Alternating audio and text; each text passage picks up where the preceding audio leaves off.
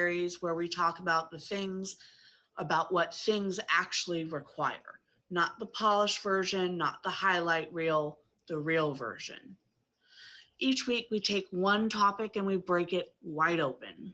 Today we're starting with one of the hardest ones, starting over. And I'm not going to be doing this alone. I've got two incredible guests with me today, Cat's Roar and PNW Wolf Boy, who should be here semi soon. Both people who know what it means to rebuild, redefine, and keep going when it would have been easier to just quit.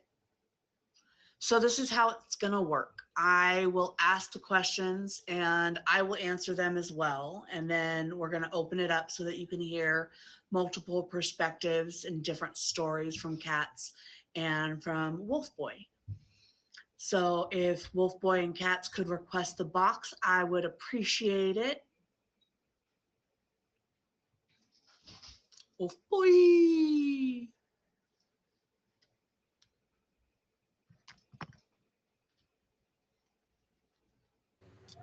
I was making a cinnamon roll.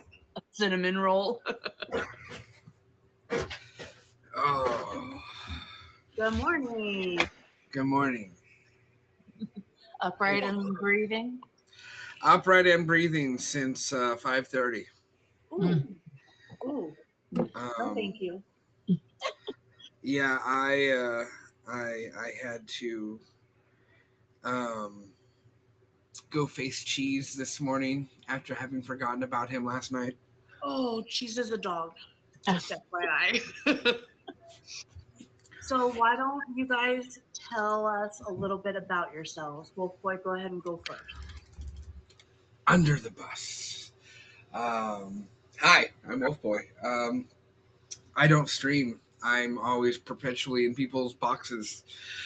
Um, I don't know how to do this. Do you have any other shows that you're going to be on? No, not in the slightest. Okay. Uh, what? I said okay. Your turn. Hi, I'm Kat. I don't stream on a regular schedule. You can find me kind of randomly. Recently, starting to host a new show. It's called Middle Ground. It's a show where we talk about hot topics, some controversial, some not so much. But the idea is to talk about, our opinions, our thoughts, and try to find some middle ground. So that's Wednesdays at 8:30. Um, and yeah, that's it. I was on, was it the first episode? Yes, you were on the I first really episode. liked it. I really liked it. It was very well hosted. Thank you, and thank you for inviting me to be here today.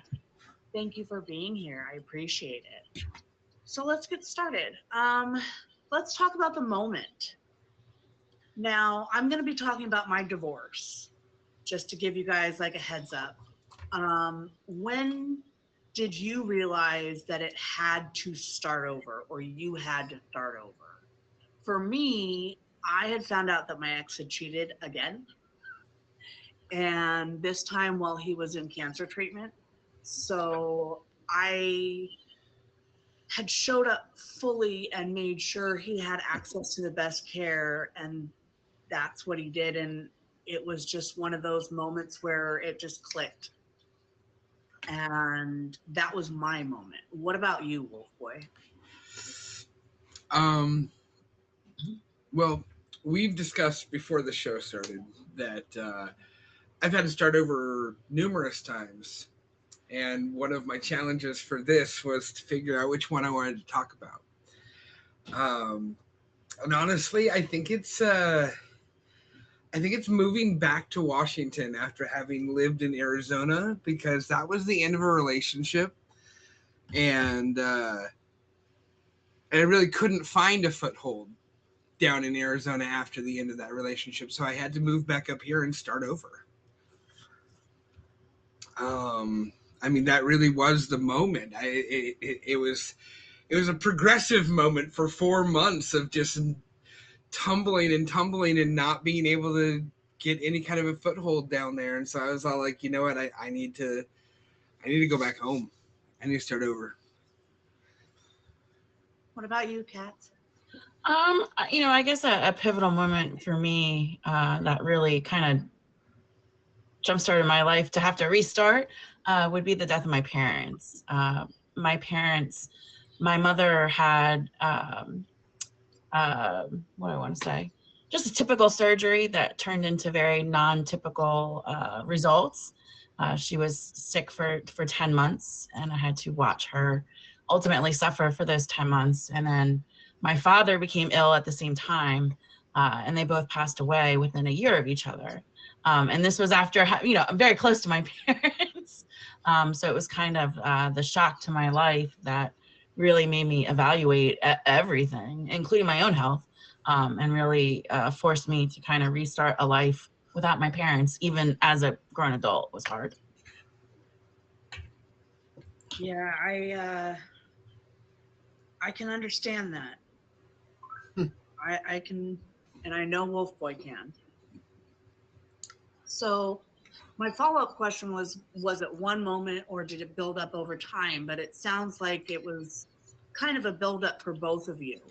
For me, it was one moment. It was when he said, hey, guess what? I cheated on you again. And I remember like something in me just stopped caring, I was just done.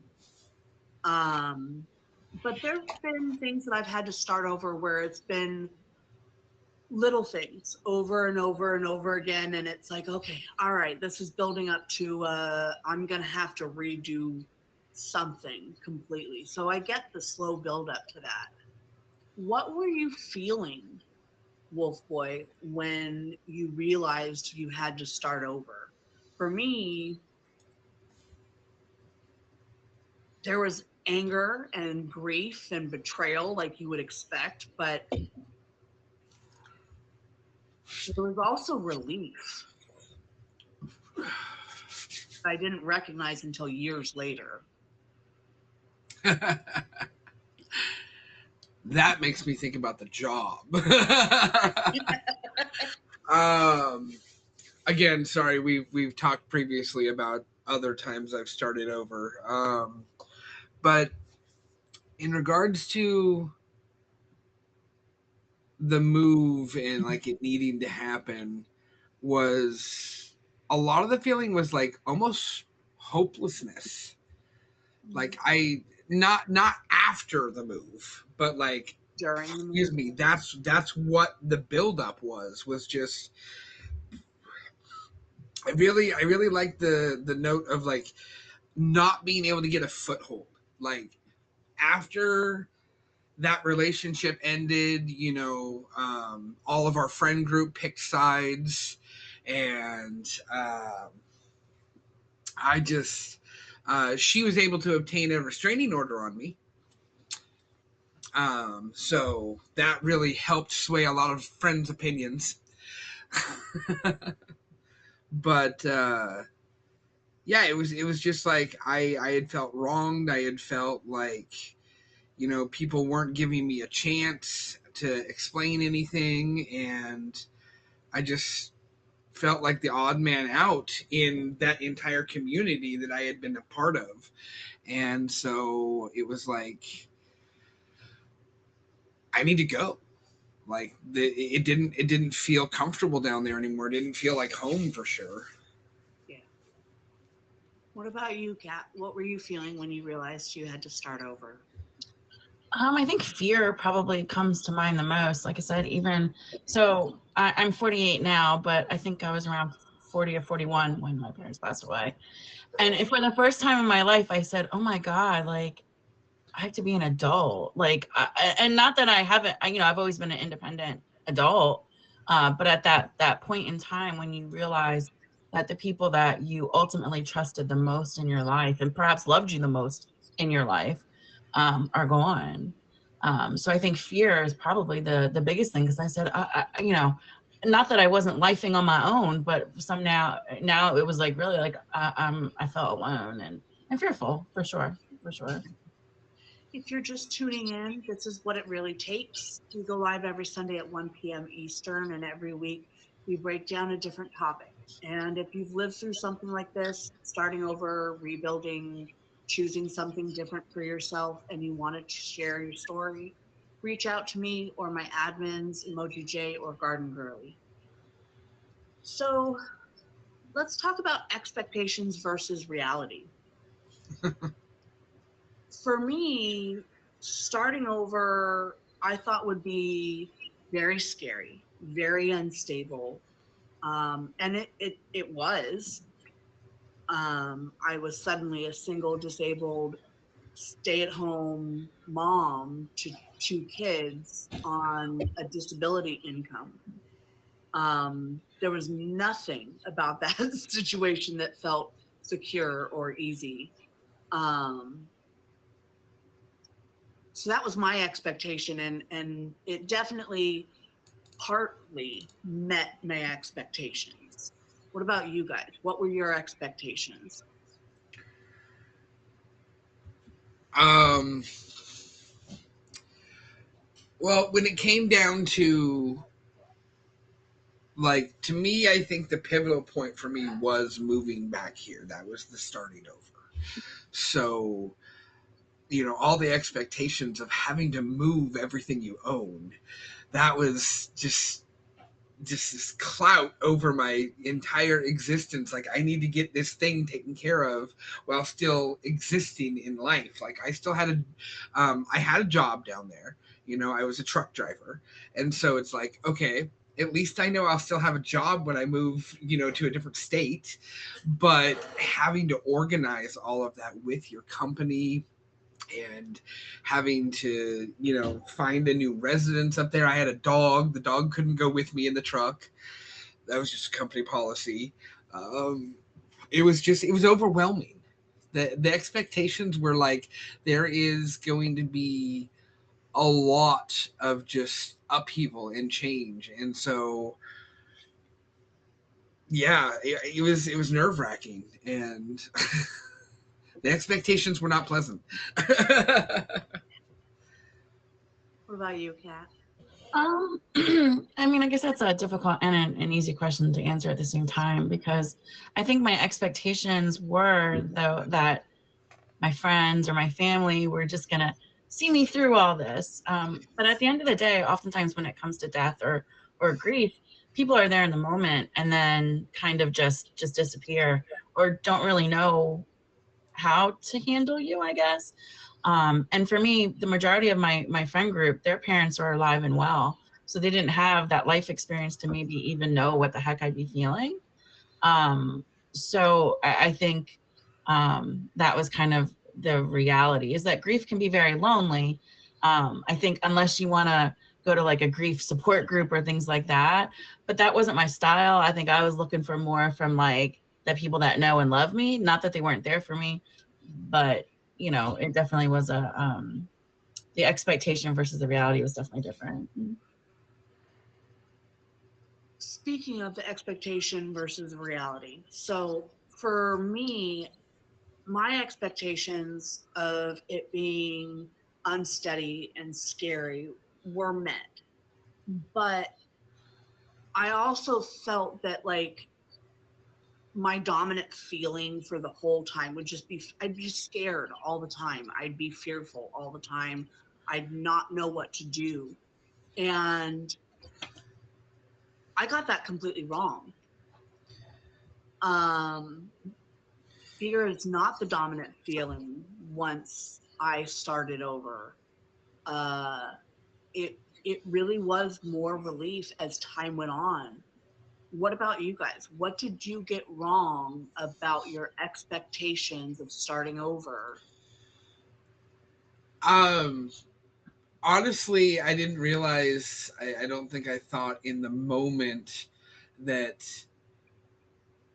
how much I missed Washington, how much, like, I really, like, one of the things that was lacking when I was down in Arizona. Sorry, I don't even know if I gave you guys that much information was I had moved to the middle of the desert for 6 years after growing up in the only rainforest left in the continental United States. I still don't know what I was thinking. But yeah, I don't think I realized how much I missed Washington. And so my scope was like, oh, you're going to have to go back and like reestablish everything. And it was more like, oh, I have friends everywhere.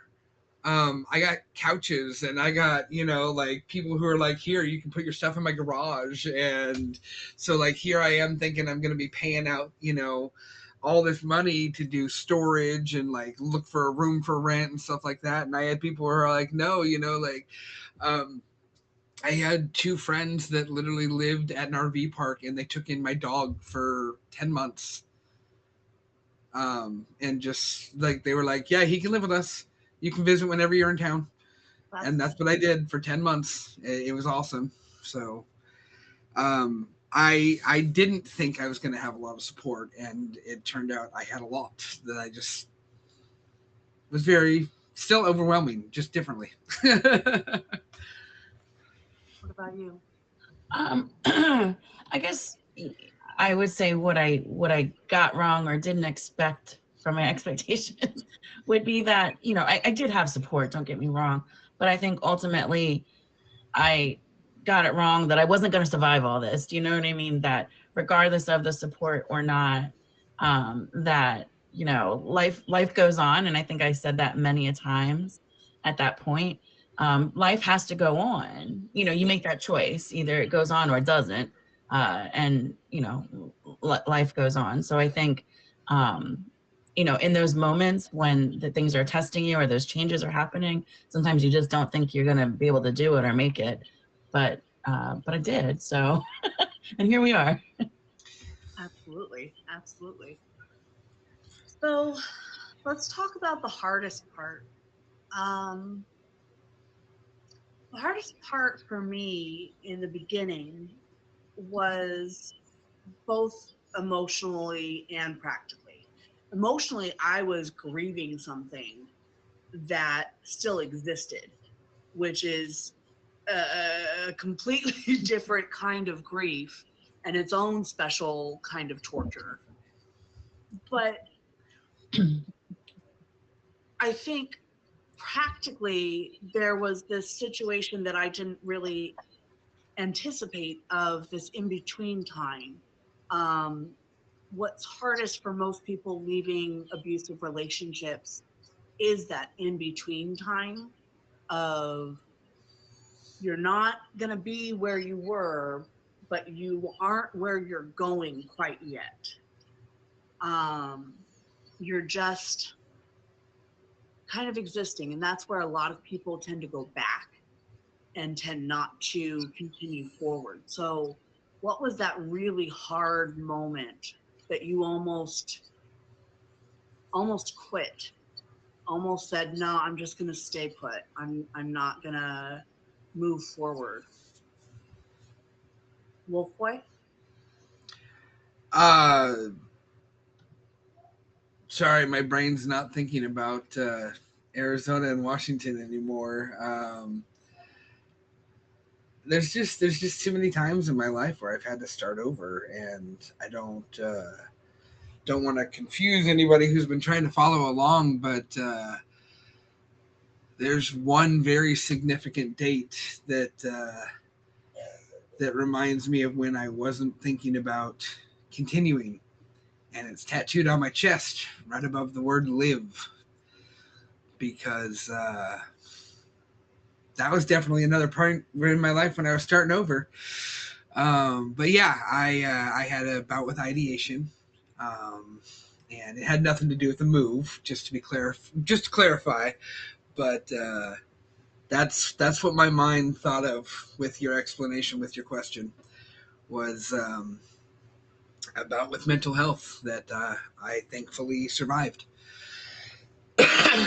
Very thankful for one that you did. But yeah, Kat, your turn.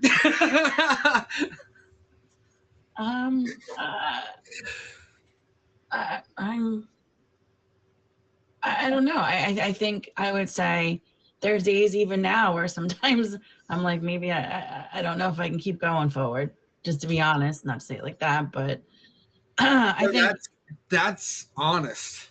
yeah, I mean, because I don't care if you're 145 or 45 or 5. For me, I've always needed my parents, and they've, you know what I mean. So I think sometimes it's funny. Sometimes I'll go through things now where I'm like, whew, I don't know how I did that without them. But then I've done it. You know what I mean? I've dealt with illness. I've dealt, just with some crap things in life. So I think I still have those moments now. Maybe they're less dramatic, but for those major things that have happened in my life, those are the moments where I still sometimes question if I can keep going. To be honest. What made it easier? For me, it was having the responsibility of my kids and knowing if I didn't do it, no one would. That made it easier for me to get up and do what I needed to do when it needed to be done. Um, what, if anything, helped you? I'm guessing, Wolf Boy, that with the move, having all that support suddenly made it way easier. Yeah, going from months of not having that type of support, and then moving back up to Washington again, and like just having people crawl out of the woodworks like, yo bro, where you been? And I'm like, Arizona. And I don't know, there was just a lot more than I expected. Unexpected, keeps popping up in this conversation. But maybe it was my mindset.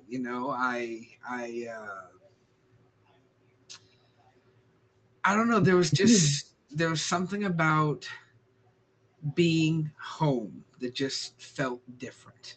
And yeah, it had a lot to do with the different people in my life that I didn't have down in Arizona. And sometimes people surprise you. What about you, Kat? Can you repeat the question? I'm sorry.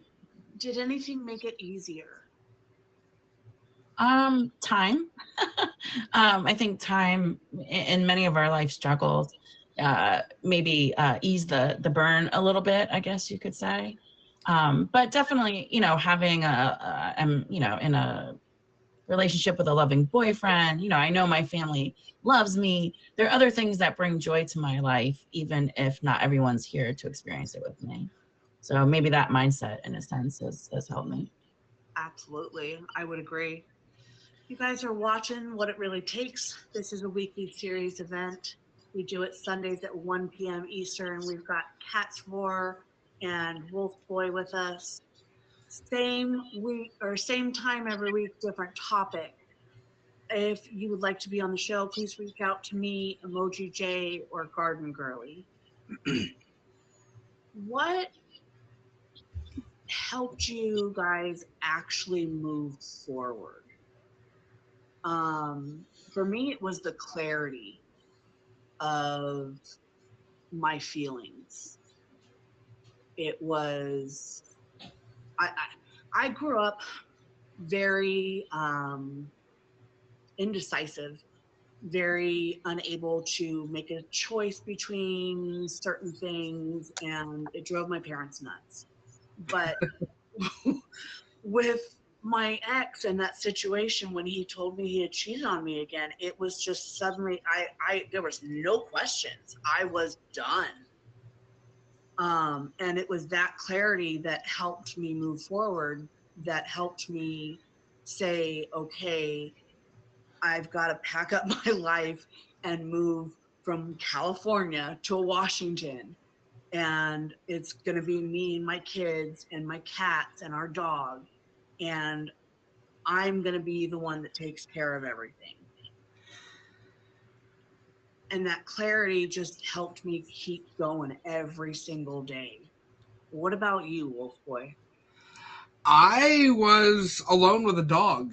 So I needed to figure out how to support my dog because he's my baby. you know.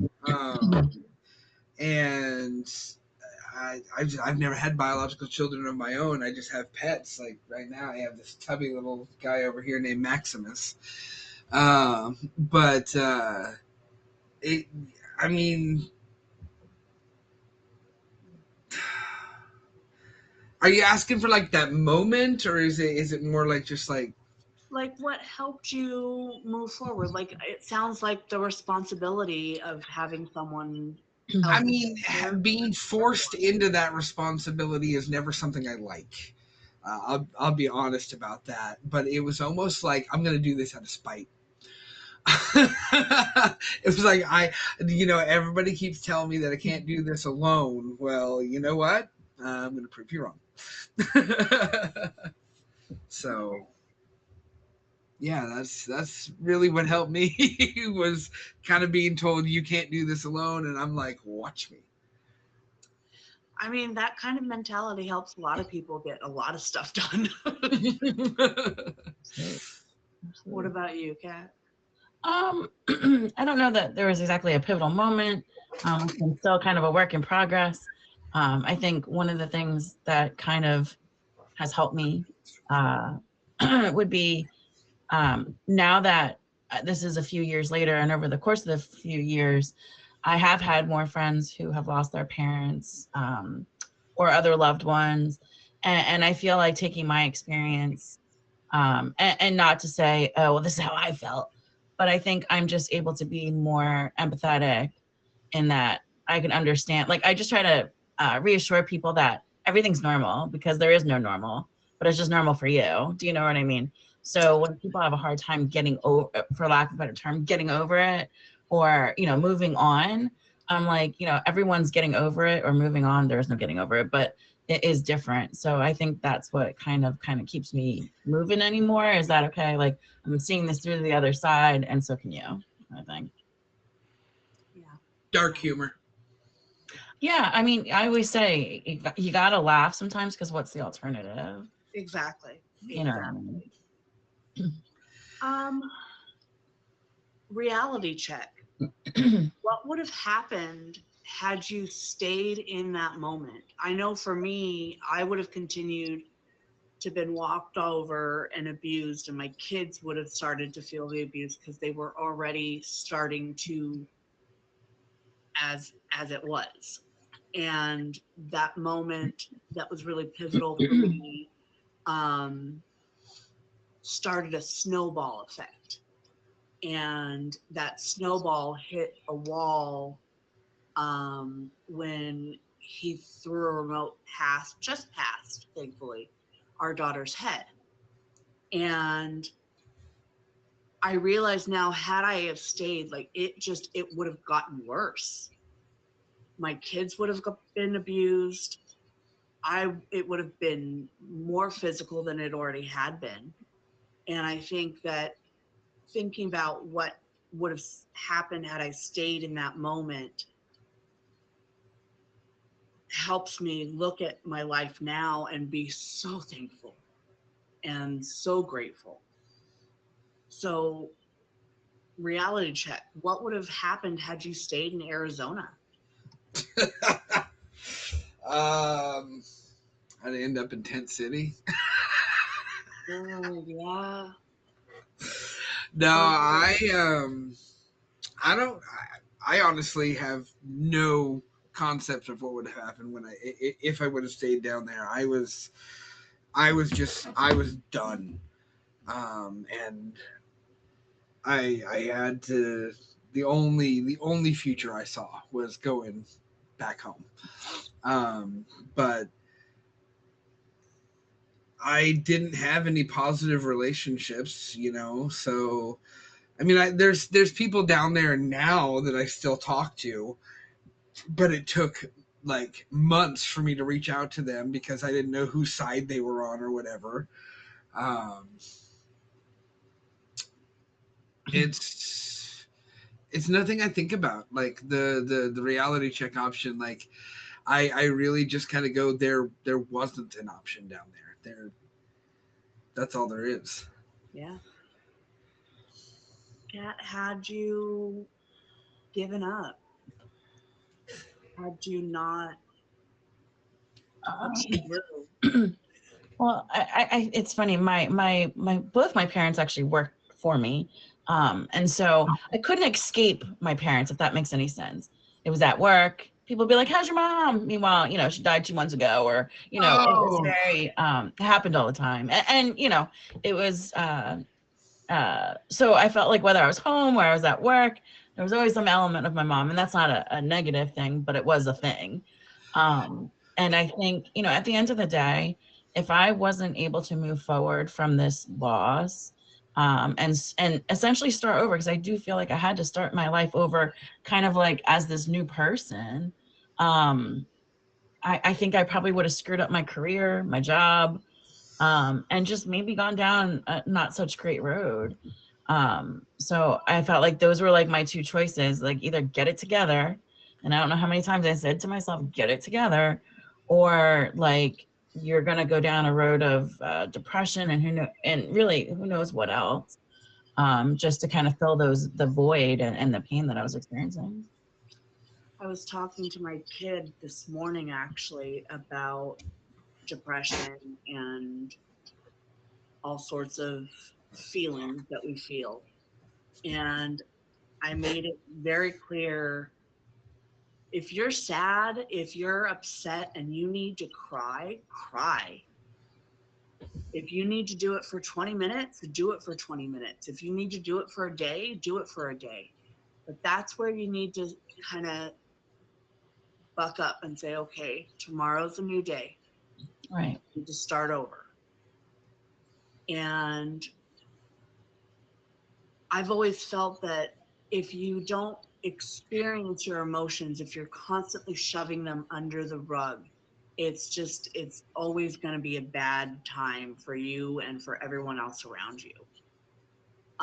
But if you actually work at feeling what you're feeling and processing those emotions, not only are you a emotionally healthier person, you have healthier relationships. Sure. What did a bad day look like for you guys? For me, the bad days, because I don't know how familiar you guys are, or anyone watching, with abusive relationships. When you get out of them, you want to go back. It's the craziest thing. And it's because you're so scared of the unknown. It's because you're trauma bonded. It's because your brain is actually addicted to those highs and lows. And for me, bad days looked like legit drug withdrawal, the shakes, nausea, not being able to get out of bed, just it looked horrible. And it was from a relationship. And it blew my mind that something like that could affect me so much. What did a really bad day look like for you when you were moving, Wolf Boy? you know what? That's not even the move. That was during the months before the move, and that was dealing with the breakup and all of the negativity that followed it. Like I was the bad guy. I was the ostracized one, from our friend group and everything else. And so I went into a depression. There was days where I didn't leave my room but to just go right next door to the bathroom and then shuffle back into my bedroom like a ghost. My roommates wondered if I was still alive. That's hard. What about you, Kat? I think those hard days or those bad days, I would question. I would. This is going on a different topic, but I would question God. I would say, why does God make good people suffer? And I think I would scream that out loud sometimes, to be honest. And so I think I spent a lot of time either feeling guilty or questioning. You see axe murderers live till they're 100. And I'm like, well, why didn't my parents live to 100? They were good people, things like that. So I think those bad days really were, I was angry. And like I said, literally sometimes yelling at myself or my dog looking at me like, what is happening? Because it was like a release in a sense, but that wasn't necessarily like positive, I guess, you know what I mean? Yeah. If you are just tuning in, if this conversation is hitting home for you, that is exactly why this show exists. This is what it really takes every Sunday at 1 p.m. Eastern. If you've got a story, a perspective, something you've lived through and come out of the other side of, reach out to me or my admins, Emoji J or Garden Girly. We are building these conversations with people who have actually lived them. So I'm going to kind of skip ahead and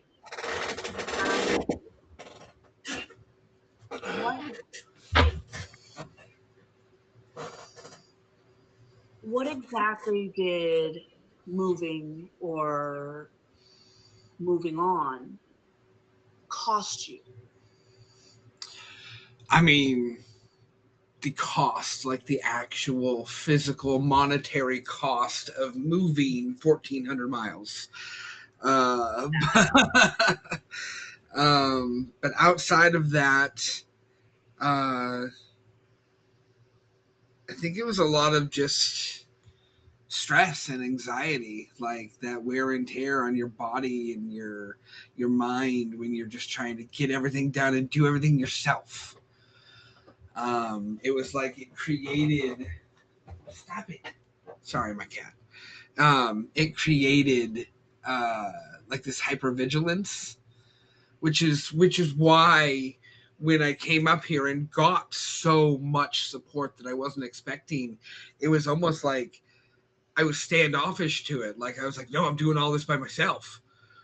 And then I got all this support and I'm like, oh, you mean I don't have to find a place to live if I just allow these people to say, yeah, you can have the spare room for, so many days. It was just, yeah,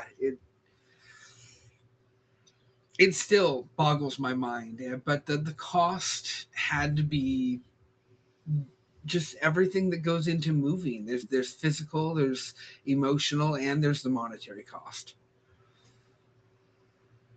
I think for me, the cost was,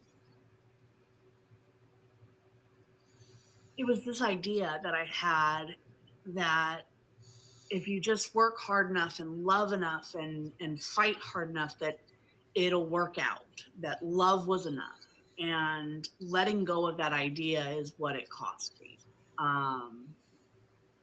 I grew up as, the Disney era, princesses were always finding their happily ever after. And I thought I had mine, and I had to lose that and realize that life is not, the white picket fence and the 2.5 kids. What about you, Kat? I think at the end of the day, what has been damaged or the loss, I would say it is somewhat my self-esteem in life. I think and I use self-esteem, that term loosely, because that's the best word I can think of to describe it. But my whole life, I always felt that I had this team of supporters, which I did, that even, I don't know, like I said, my parents worked for me, so I could call my mom and talk about work stuff. I could, you name it. Is it almost like you lost a sense of yourself? Sure. Because then I doubted, and this is kind of going with like the self-esteem part. It's like I doubted like every decision I ever made after that. Do you know what I mean? Whether it was work or it was buying a new car. I remember whenever I would buy a new car, my dad would always go with me. So the first time I bought a car after that, I didn't know what I had to bring somebody else with me. Like a woman that I work with who's like in her 60s, and she was like, I'll go with you. Like, we're friends, you know what I mean? And I just felt like I needed some sort of like mother figure, even though it was my dad. So I think like self-esteem in that sense, just that I started doubting myself because I didn't have and I still don't have that person. That no one can replace your parents, in my opinion. So I feel like I'm not able to fill that void. So that's the loss there. What do you think something is that people don't talk about when it comes to starting over? For me, I had watched my mom start over after her divorce, and she almost, not to throw shade, but very quickly had remarried and had gained 3 new stepdaughters. So for me, something that I didn't realize, something that no one had ever talked about, was how lonely it was. I had seen my mom start over and she had all these people suddenly. And for me, I went from Southern California, where I grew up, to Washington, where my dad and my stepmom lived, and I had been, raised part of the way up here, but I didn't go to school here. I didn't have like a lot of friends. I had like maybe 2 friends from the street that I grew up on and my family, and that was it. And I wasn't really on good terms with my family when I moved up here. So the loneliness was something that I hadn't really expected. I will say it's something I've grown to love. Um, but what is something that you feel nobody talks about when it comes to starting over?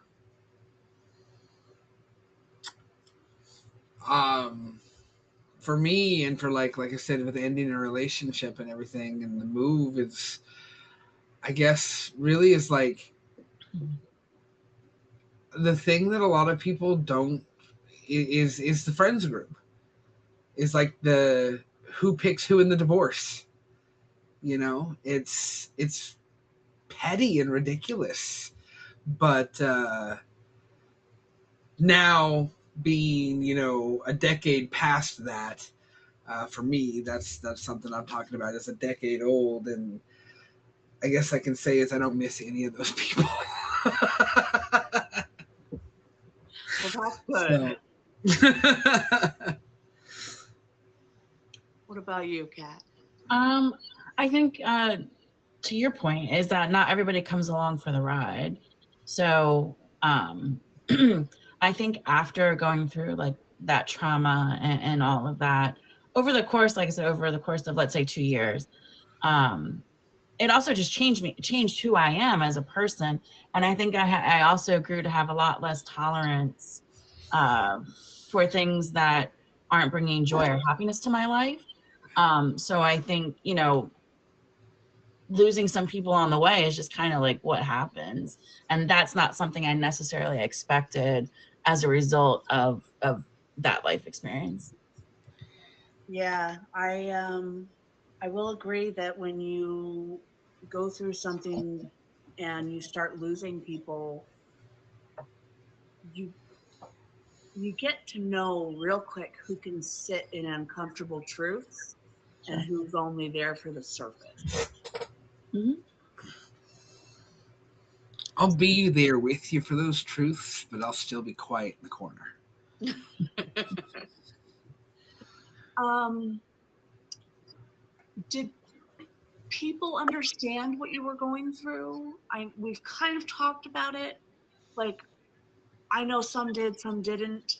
Um, which people do you feel like really did, and which people do you feel like really didn't understand? Um, Shit. For me, it's the people who have known me the longest. People who, when given the facts of why the breakup happened and everything that went down, they were all like, she tried to say what? And I'm like, um, but yeah, I mean, the people who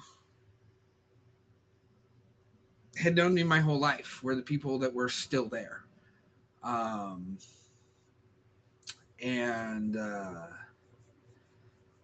for the most part, that's every time I've had to start over.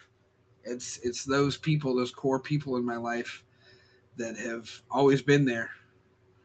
That's really Uh, lucky. yeah, everybody's got to go through their own bullshit, you know. And sorry, I'm not supposed to curse. Stop it. Max is clawing me. He wants attention. um, but yeah, that's the answer. Okay. What about you, Kat? Um, so something that used to always kind of tick me off is that I would get a lot, especially like at work or not necessarily, well, and my friends. Oh, you're so strong. I don't know how you do it. I don't know I how. don't want to be strong If I anymore. were you, I never would have been able to get through all this. Oh, you're such, and I know that the folks meant well, but that's not that. This wasn't it. That's not because at the end, you see like the memes that say, I'm strong for everybody, but sometimes I just want the hug. I was saying that kind of like in my head, if that made sense. Yep. Um, and so it's not that those people weren't there for me, but that's just not what I needed at all. Because in truth, I was crumbling. I just put on a good facade. But I would say the people that were there for me the most were my closest friends.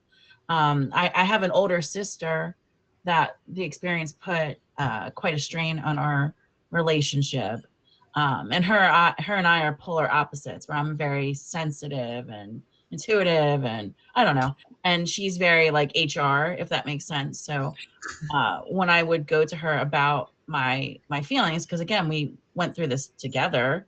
They were our parents. Yeah. Her response was usually very like, maybe you should talk to someone.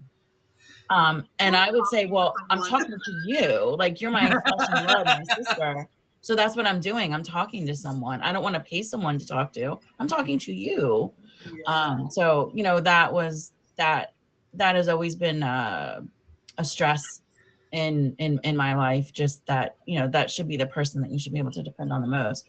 But at the end of the day, I would say my friends and praying. I'm not a very religious person, but I do think that um, you know sometimes praying is cathartic and is a good thing. So yeah.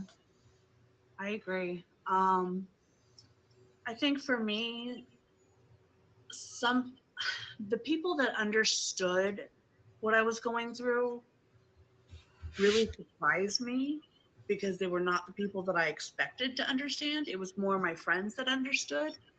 And my family was,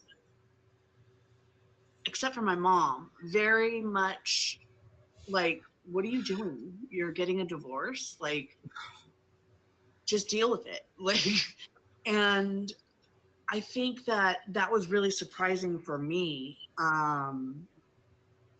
I luckily felt supported because at the time of my divorce, I had actually just joined this app, and about 8 or 9 months, maybe a year after I joined, I started live streaming. And I first started live streaming talking about my divorce and everything I was going through, the court process, the child support and parenting plan process and all that. And I was giving advice to people, and I felt really supported by complete strangers, by my live stream community, more so than I did some of my own family members. That was really surprising to me. Um, I don't know if it was surprising for you guys to have certain people. Was there anyone that supported you that really surprised you? Like for me, it was all you guys. Um, I didn't know any of you guys at the time. I was just talking into a void. Um, what about you guys? Were there any one person or several people that kind of surprised you with their support? For me, like I said, I mean, I touched on it earlier, but it was just like how friends just came out of the woodwork. You know, you expect that when you come into money, not when you're broke. So I really do feel like there was a lot of people that I had left, 6, 7 years previous and really hadn't talked to that much. And they were like, oh, hey, you're back. And just a lot of people were able to help me. I did not expect that. Sadly, I would say I probably was more surprised about people that didn't support me than did, if that makes sense. Like I said, I would say my sister being a primary one. But so yeah, I mean, no one surprising per se. And you know what? Maybe my coworkers. I mean, my coworkers are pretty awesome. Like I said, they knew both my parents, and knew that some days I was just hanging on by a thread before they died, after they died. So I think that's probably because I show up for people, if that makes sense. I show up for people, and that's not always, I don't do it because I expect everyone to show up for me. But it's just not always the case. You know what I mean?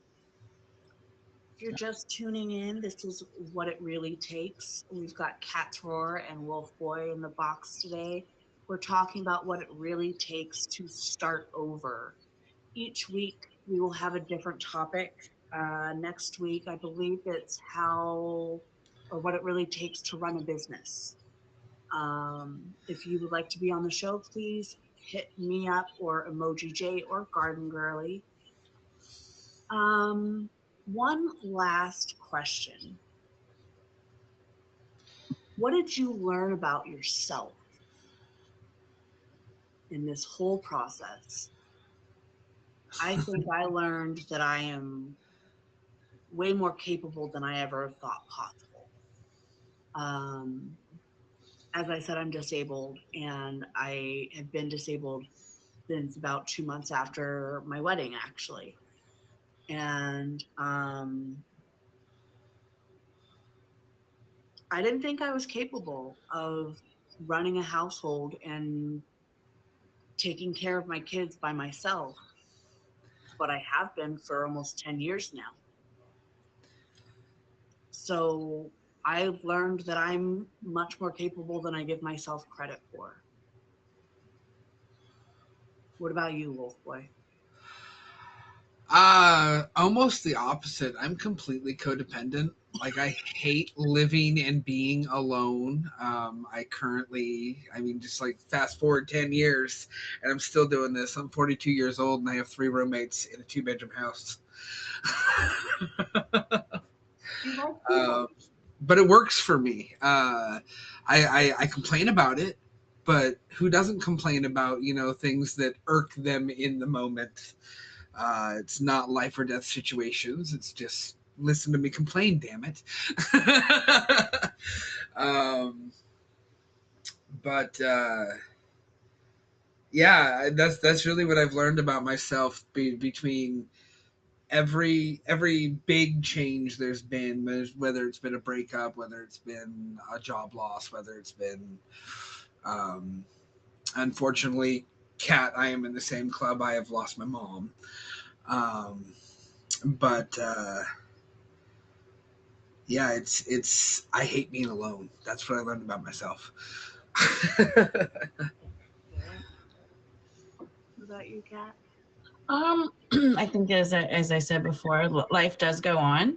You have to make that choice. You know what I mean? Life is different, but there are still plenty of reasons to live. There's plenty of things to enjoy in life, and there's still plenty of love in my life from other people, my family, my boyfriend, my friends, and so you know, uh, life goes on. And I don't mean to say that so matter of factly, but life goes on. No, it is accurate, and the one I've really adopted is trying to find the new normal. Yes. And I'm still trying to find that some days, I think. Yep. But then I find it, and then the next thing comes up, and I'm like, okay, how's this going to look now? You know what I mean? Yep. Every other day. Well, I actually do have one more question. um, Liar. worth it?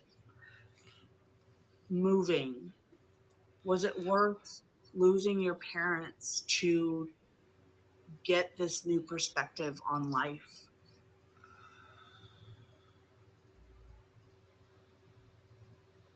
I mean, for moving, yeah, I don't think I went down there on a whim and then got into a relationship for 3 years. And then when the relationship ended, it took me 6 months to be like, peace out.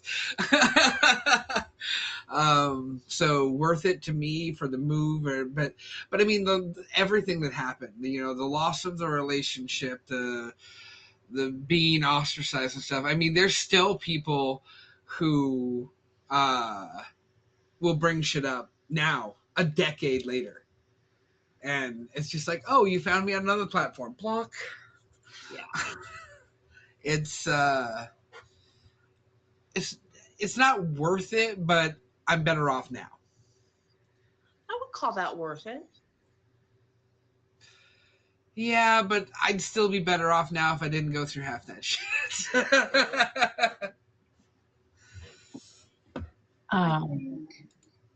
Go ahead. No, please go ahead.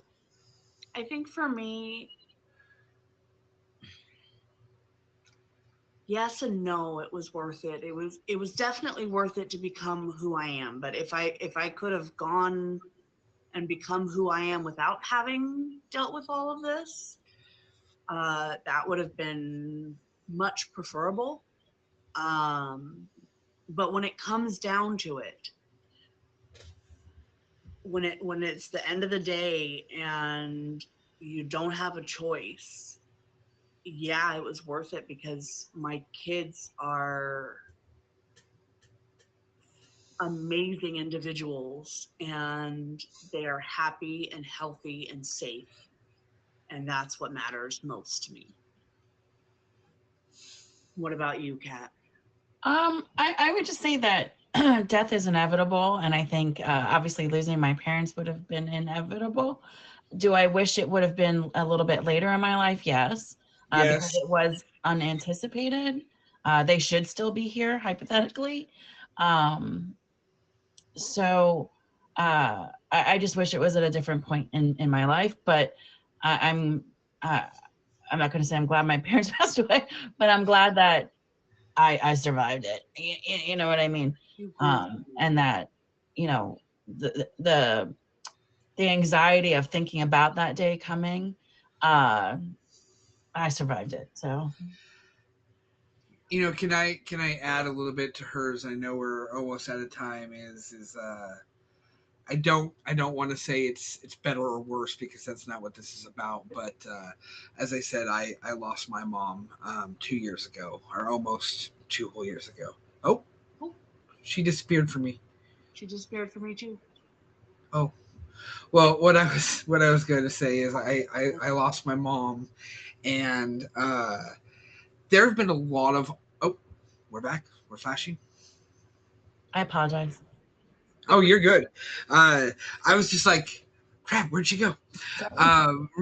Really, what I can say is like again, this is not a better or worse situation, but there have been so many awkward conversations that I do not know how to handle with my dad because my mom passed away, and now he's like preparing me to do everything that he had to do for her for him, and I'm like, whoa, whoa, whoa, no, we're not doing this right now, and yeah, that's been awkward. It's awkward. It's hard. It's hard, but you know what? Having those conversations now make it a lot easier in the end. I see it for what it is, but this doesn't make it any less awkward. Oh no, I agree. I agree. Well, thank you both for being here. This has been What It Really Takes. We're talking about what it really takes to start over. We're live every Sunday at 1 p.m. Eastern, and we take on something new every week. Next week, what it really takes to run a business. If you want to be part of this, if you've lived something that fits one of these conversations, please reach out to me, Emoji J, or Garden Girly, either here or on Instagram. We're not looking for perfect stories. We are looking for honest ones. Oh, Thank you good, both because very mine. much. Thank you so much for having me. No problem. Thank you for being here. And I look forward to being on your show in a couple of weeks. Yes, thank you. I appreciate it. No problem. Everybody. Thank you for sharing. Bye. Peace. Peace.